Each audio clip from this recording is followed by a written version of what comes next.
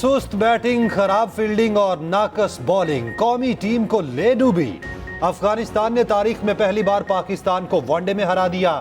चेन्नई में खेले गए वर्ल्ड कप के मैच में पाकिस्तान के 283 रन के हदफ के जवाब में अफगान बल्लेबाजों ने जारहाना अंदाज में बैटिंग का आगाज किया।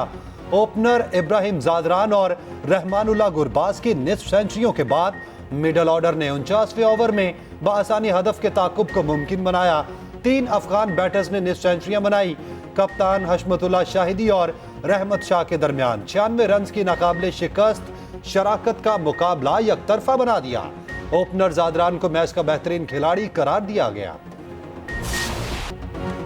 अफगानिस्तान पाकिस्तान के एहसानात भूल गया। प्लेयर ऑफ द मैच बनते ही जादरान ने पाकिस्तान के खिलाफ जहर उगलना शुरू कर दिया। मैच के तासुब से भरपूर गुफ्तगू जिन्होंने क्रिकेट सिखाई उन्हीं के खिलाफ हर्षा सिराई। जादरान का कहना था कि वो अपनी जीत उन अफगानों के नाम करते हैं जिन्हें पाकिस्तान से बेदखल किया जा रहा है।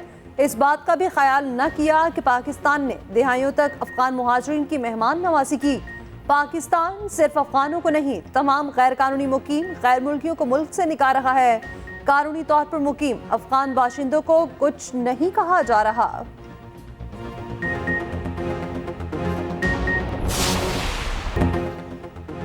वही नाकस फील्डिंग, मिस फील्डिंग के कई चौके कराए, हाथों में आई गेंदें भी ना पकड़ सके। Pakistani team director Mickey Arthur fielding देखकर हक्का बक्का रह गया, इधर उधर देखते रहे। फास्ट बॉलर हारिस रऊफ की फिर मायूस कुन परफॉर्मेंस, अफगान बैटर्स के हाथों पिटाई। अपने पहले ही ओवर में 4 चौके खाए। अफगान बैटर्स की आई भी खूब सेट कराई। पाकिस्तानी बॉलर्स विकेटों की तलाश में बेबस दिखाई दिए। शाहीन शाह अफरीदी और हसन अली ने एक एक विकेट हासिल की। अब्दुल्ला शफीक और बाबर आजम ने निस्फ सेंचुरियां बनाई। बाबर आजम का खुले दिल से हार का एतराफ, कहा हम अच्छा नहीं खेले।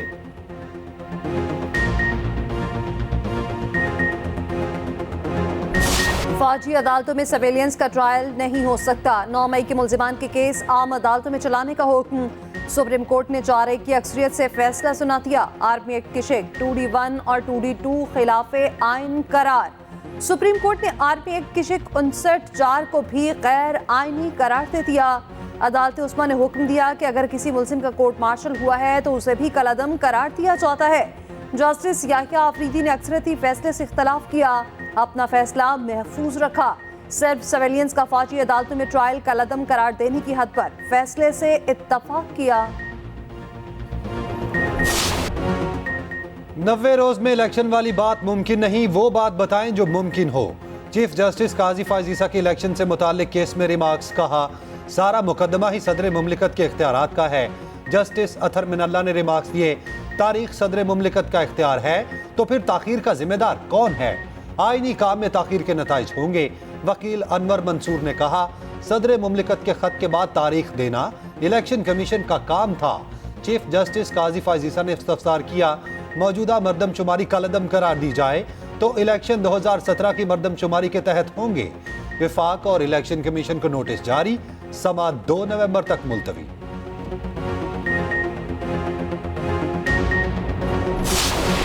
अगर कोई ये समझता है कि एक मखसूस जमात को जो कि बहुत सारे लोगों की प्रेफरेंस है, मुझे पता है, उनको जिताने के लिए माहौल बनाया जाए तो फिर लेवल प्लेइंग फील्ड होगा, तो फिर इसका तो मैं कुछ नहीं कर सकता। अगर मियाँ नवाज शरीफ पैदाइशी तौर पे पाकिस्तानी हैं तो उनके बायोमेट्रिक्स होने के लिए कौन सी ऐसी एक्स्ट्रा माइल काम यहाँ पे हुकूमत ने किया है? क्या उसमें कोई उनको कोई पॉलिटिकल एडवांटेज मिला है, कोई और एडवांटेज मिला है? तो चलो मैं उस पर भी ज़रूर सोचूंगा। अदालत किसी के इलेक्शन में हिस्सा लेने पर पाबंदी लगा दे तो तस्लीम करना होगा। लेवल प्लेइंग फील्ड एक जमात को जितवाने का नाम है तो मैं कुछ नहीं कर सकता।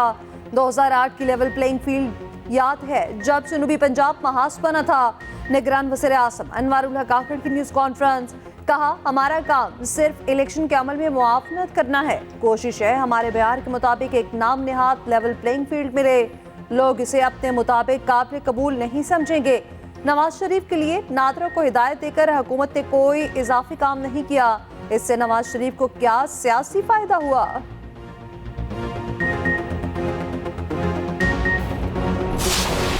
Another great challenge is the manipulation in elections and power transfer Indeed, manipulated power transfer lies at the root of political instability. And as mentioned earlier, the election schedule must be announced immediately and a level playing field be ensured for all political parties. Election में ताखीर से मतलब है election से इनकार। इससे पहले कोई और इदारा हुक्म दे, इलेक्शन कमीशन शेड्यूल का ऐलान करे। चेयरमैन पीपल्स पार्टी बिलावल भुट्टो जरदारी का सुप्रीम कोर्ट बार से खिताब, कहा आमरीयत का दरवाजा बंद हो चुका मगर एक नई तर्ज की आमरीयत शुरू हो गई। पीपल्स पार्टी जमहूरी जमात है, इंतखाबात की तारीख मांगना हमारा हक है। शफाफ इलेक्शन में सबको लेवल प्लेइंग फील्ड मिलनी चाहिए। प्रैक्टिस एंड प्रोसीजर केस के फैसले में उम्मीद की किरण नजर आई। हर सियासतदान ने अदलिया के सामने खुद को एहतसाब के लिए पेश किया।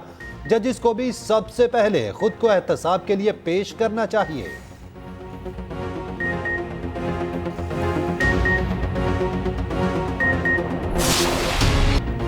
चेयरमैन पीटीआई ने साइफर को गलत तरीके से इस्तेमाल किया। शाह महमूद कुरैशी ने चेयरमैन पीटीआई की मुआवनत की। चेयरमैन पीटीआई और शाह महमूद कुरैशी पर फर्द जुर्म आयद, दोनों का सहते जुर्म से इनकार। फर्द जुर्म में कहा गया चेयरमैन पीटीआई के अमल से पाकिस्तान की सलामती मुतासर हुई। ऑफिशियल सीक्रेट एक्ट अदालत ने 28 सरकारी गवाहों को तलब कर लिया। समाअत 27 अक्टूबर तक मुलतवी। उधर साइफर केस के जेल ट्रायल के खिलाफ इंट्रा कोर्ट अपील समाअत के लिए मुकर्रर।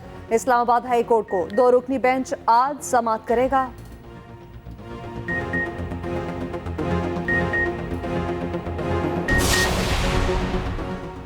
पाकिस्तान और अवाम फिर से बहरानों से निजात पाएंगे। कायद मुस्लिम लीग नून नवाज शरीफ का ट्वीट, लिखा 21 अक्टूबर को तारीखी इस्तकबाल और नाकाबिले फरामोश इज्तिमा पर शुक्रगुजार हूँ।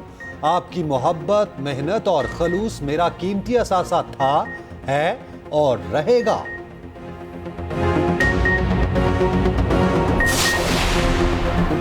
तालीम ऑप्शन नहीं, जरूरत है। नस्ल शानदार जहनों की परवरिश करता है।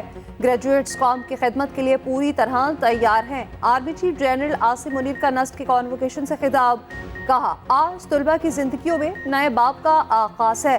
ग्रेजुएट्स पर फर्ज है कि मुल्क को दरपेश चैलेंजेस का पता लगाएं और हल तलाश करें। आर्मी चीफ ने नुमाया पोजीशन हासिल करने वालों को तमखों से नवाजा। ग्रेजुएट्स, उनके वालिदैन और फैकल्टी को मुबारकबाद दी।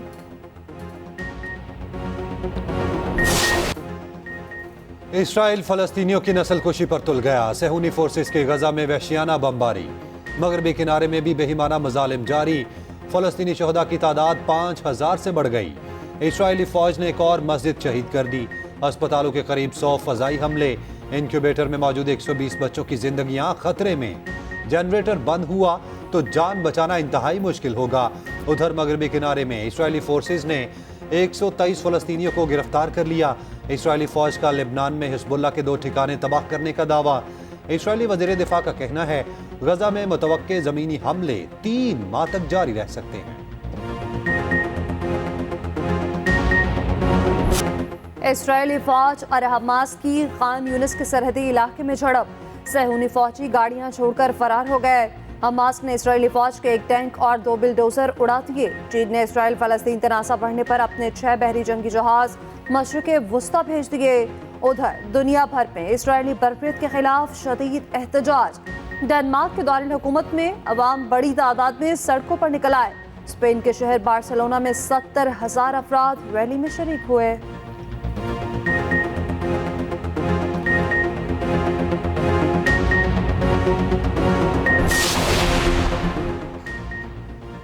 नैब रेफरेंसेस में सजा के खिलाफ अपीलें बहाल की जाएं। नवाज शरीफ के इस्लामाबाद हाई कोर्ट में दायर दरखास्तें समाअत के लिए मुकर्रर। चीफ जस्टिस आमिर फारूक और जस्टिस मियां गुल हसन आज समाअत करेंगे। एवन फील्ड और अल अजीजिया रेफरेंस में मेरिट पर दलाल सुनने के बाद फैसला करने की इस्तदा। उधर नवाज शरीफ मरी पहुंच गए। मरियम नवाज, इसहाक डार और परवेज रशीद भी हमरा। कारकुनान की बड़ी तादाद ने इस्तकबाल किया, फूल भी निछावर किए। नवाज शरीफ आज इस्लामाबाद हाई कोर्ट में सरेंडर करेंगे।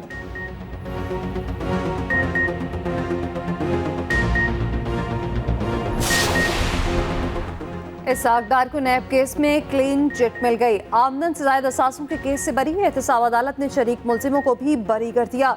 नैब ने अदालत को बताया कि मुलजिमों के खिलाफ शवाहिद नाकाफी हैं। अदालत मुलजिमों को बरी करती है तो नैब को कोई एतराज नहीं।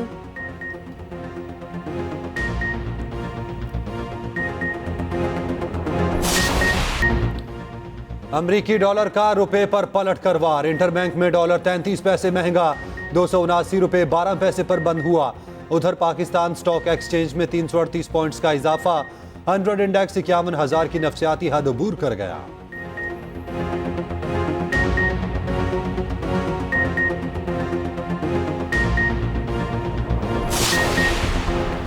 पीआईए शदीद माली बहरान का शिकार, फ्लाइट ऑपरेशन बुरी तरह मुतासिर। कौमी एयरलाइन की मजीद 27 परवासें मनसूख। एक हफ्ते के दौरान पीआईए की 150 से ज्यादा परवासें मनसूख हुई। परवासें मनसूख होने पर पीआईए को 1.5 अरब रुपए का नुकसान हुआ।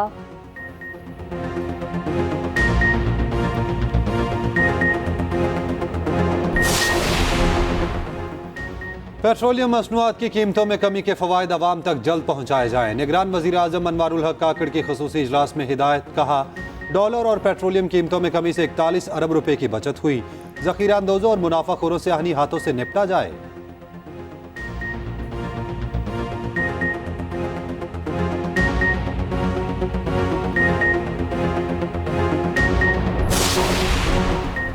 निगरान हुकूमत ने महंगाई की चक्की में पिसे अवाम पर एक और महंगाई बम गिरा दिया। गैस की कीमतों में इजाफे की मंजूरी। निगरान वज़ीर खजाना शमशाद अख्तर की ज़ेर सदारत ईसीसी इजलास के फैसलों की तफसीलात सामने आ गई। नए गैस टैरिफ का इतलाक 1 अक्टूबर से होगा। बैरून मुल्क से 10 लाख मैट्रिक टन गंदम दरामद करने का भी फैसला।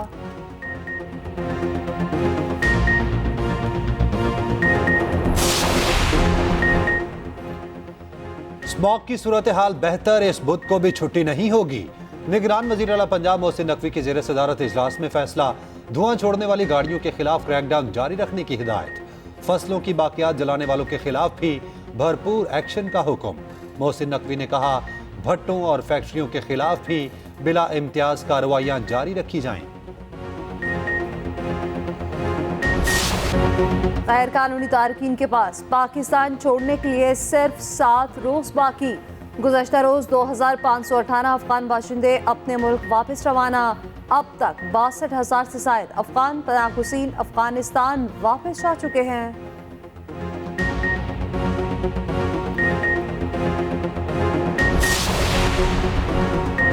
पेशावर में अफगान शहरी से बड़ी तादाद में गैर मुल्की करेंसी बरामद। पुलिस के मुताबिक मुलजिम सलमान से 1,75,000 यूरो बरामद हुए। 15,000 अमरीकी डॉलर और 4,000 सऊदी रियाल भी मिले।